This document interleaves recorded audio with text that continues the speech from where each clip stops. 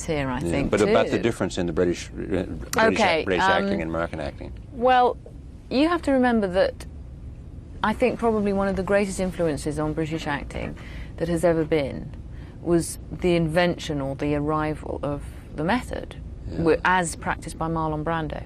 And my parents, you see, my parents are both actors, right. and they met as fledgling actors at the Bristol Old Vic, which is a very old, famous drama school, and then went on to join the company. And when my mother was young, what she expected to do was to play in Shakespeare for the rest of her life, right. because television was still very young, okay? So that's just this generation, it's changed that much in our country. Now people go to drama school and they know that they're going to be doing television and theatre, and possibly film. The mixture of the disciplines is very important in our country, the mixture of theatre and television and film, and means that you have a complete chasm here. People don't cross-pollinate at all. Right. They only do, you have film actors, television actors and theatre actors, which means it's very difficult for some people to survive or develop, because each discipline informs the other. And I would have thought that the theatrical discipline is possibly the most useful as a training tool. I would think so. Because it's about repetition and the discovery of how to make something spontaneous without necessarily having to really experience it. And also, because, you know, you're in the wings, and when you're in the wings, you're not on, as it were.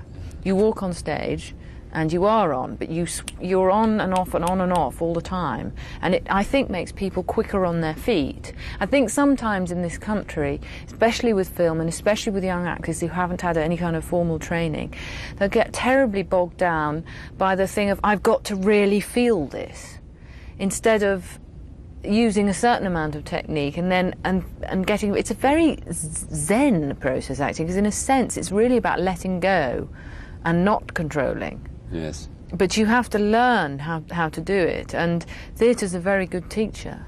Dustin Hoffman, with Dustin Hoffman, you know the story. And Dustin, I guess, had been up without sleep for 3 or 4 days. And he Marathon Man. He came in to do the part, and he couldn't, whatever.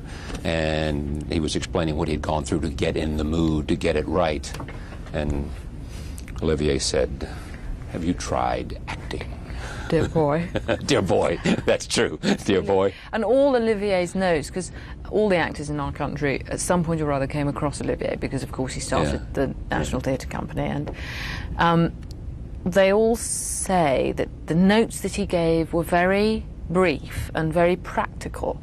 So a young actor I know, well actually he can't be, he must be sort of 40-something now, was playing Mercutio in a production of Romeo and Juliet, and he went to Sir Lawrence and said, you know, can you just give me something, tell us, what is he like, Mercutio? And Olivier thought for a moment, he just said, hot.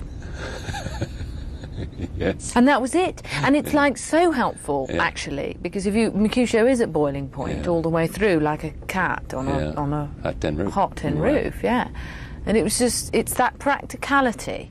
You know, it's like if you're playing grief, you're often tired, and just that will do it. Again, what I mean by letting go is that if you go into the magic circle that's created by lights and cameras, I mean, we think it's different to stage, but it's not really. In some ways, that circle of light is very much a stage, and you do have an audience. You have a crew above, below, all around, and you get in that, and you